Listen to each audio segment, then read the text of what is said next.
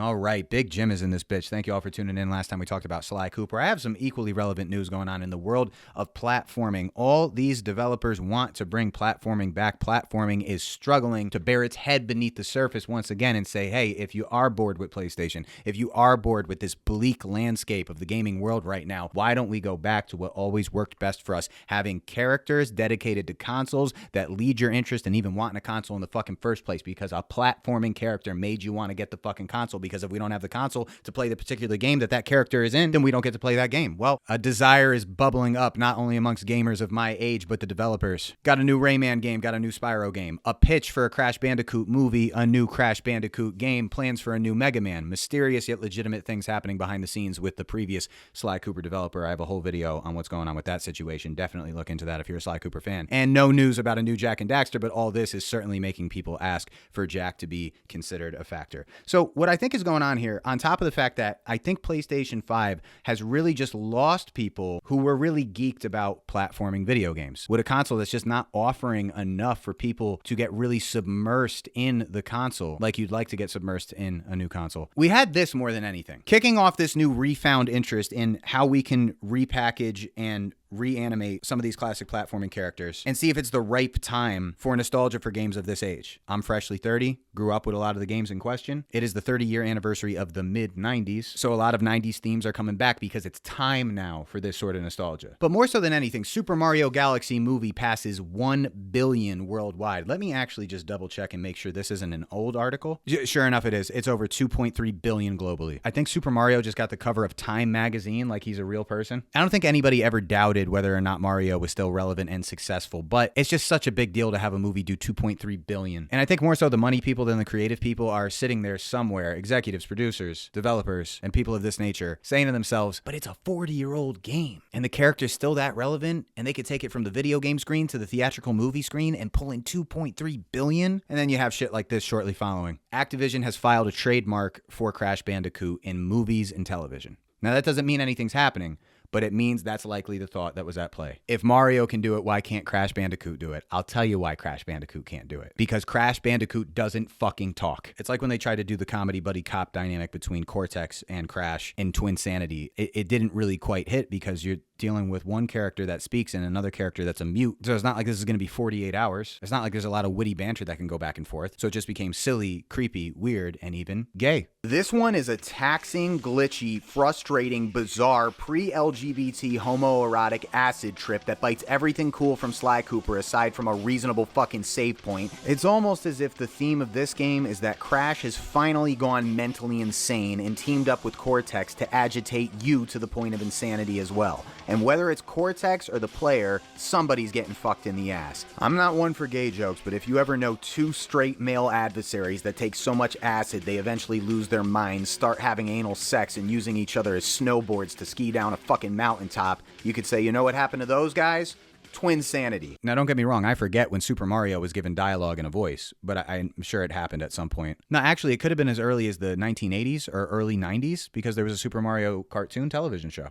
Crash Bandicoot is yet to evolve to that sort of level because he was not kept up with consistently. When did they stop making Crash Bandicoot games before there was that gap in time in between the last Crash Bandicoot on like a PlayStation 2 or Xbox and this latest one, Crash 4 and the Crash Team Racing remake? Well, it was quite a few years. So Crash was not actively developed to be for the world of marketing, television, toys, cartoons. This is something they're going to have to pull out of their ass now in order to think they have a chance at competing with Super Mario, or not competing, but more so having a similar effect. This is where we see the importance of a character actually being classic and not just being remembered. You want to abandon characters, not aid in their longevity, but then watch Mario, who Nintendo supported through the years to maintain his relevancy with so many unique games and so many ways of reinventing the character every time they came out with a new Mario game, and think you stand a chance at having similar success. You done fucked up, but we'll see where this goes. So then you have the new Spyro game, which is really getting gamers who have this hunger for platforming to come back very excited. This is after the announcement of the new Rayman game. Granted, the new Rayman game is a remake. Still very happy to see that platforming games and classic characters like Rayman and Spyro are being, I don't know if you want to say kept alive, but being honored on modern consoles. Now, I will say Rayman confuses me because Rayman's one of my favorites, but like, when's the last time you were kicking it with your boys and somebody brought up Rayman? It's nostalgic. I don't necessarily know if it's classic. It's the right right timing to have nostalgia for a character like him that came out in the early 90s, mid-90s. Rayman was intended to be a Super Nintendo side-scroller and ended up being an early PlayStation side-scroller, I believe before you even had the analogs on the PlayStation controller. But I am surprised at his longevity and the long list of Rayman installments that exist for the fact that he doesn't really seem all that pop culture, just semi-nostalgic for people around my age. But he's able to have that treatment.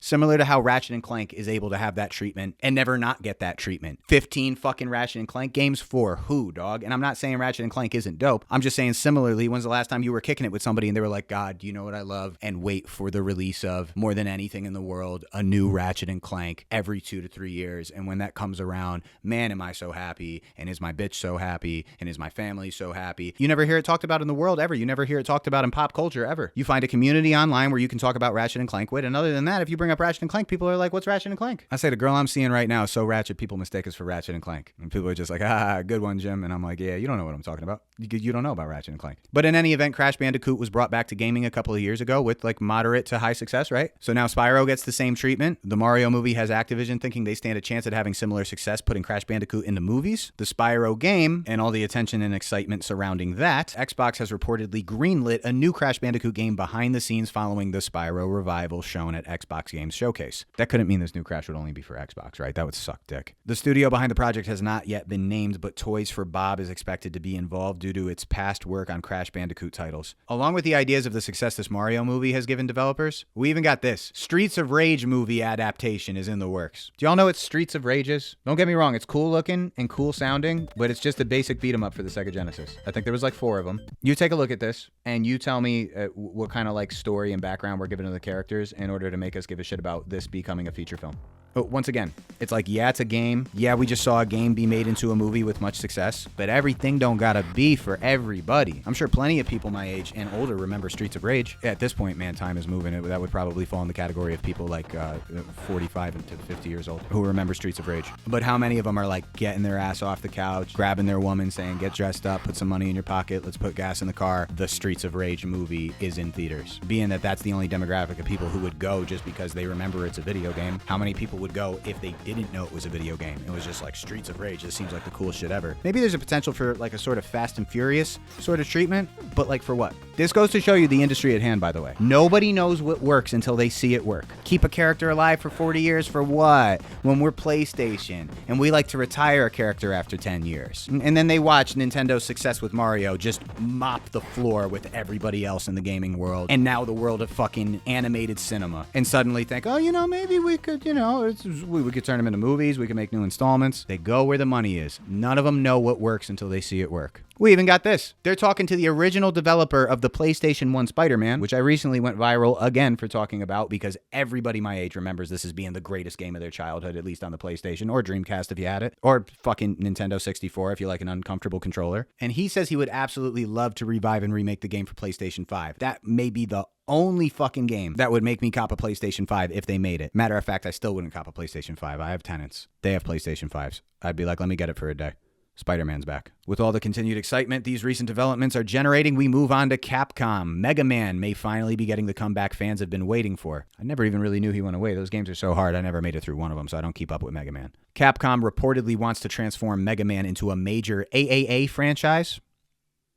What's an AAA franchise? I'm not in the loop. And place it alongside giant series like Resident Evil and Street Fighter. After years of silence, the company is now said to be planning a much bigger future for the iconic blue hero. Fans are already hoping this means brand new games, massive remakes, and a true next-gen revival. And I'll just briefly off top give you guys the details on this new Sly Cooper. Sinzaru Games, the development company that made the last Sly Cooper, were shut down, but recently reopened a new company called Sneaky Devils Games. Sneaky, like Sly Cooper, which they admitted themselves is a direct tribute to Sly Cooper. And for a publicity stunt, they've been having public conversations with Kevin Miller saying, winky face, we should work together again. So somehow, some way, Sly Cooper is absolutely finding its way into this as well. I don't know in what year, I don't know on what console, but you could rest assured that all this resurgence isn't going to be happening. And Sinzaru Games, whose only claim to fame was Sly Cooper, then creating a new company with the title of your company being a direct tribute to Sly Cooper is not going to result in a new Sly Cooper game. Everything is about timing, and I guess that's this whole thing. thing. People my age have been asking for Jak and Daxter and Sly Cooper and Crash Bandicoot and Spyro to come back too early on before the proper anniversary of this era. And it's starting to become pretty obvious to me that nostalgia happens around the proper timing for us to be nostalgic about said thing based on how long ago it was.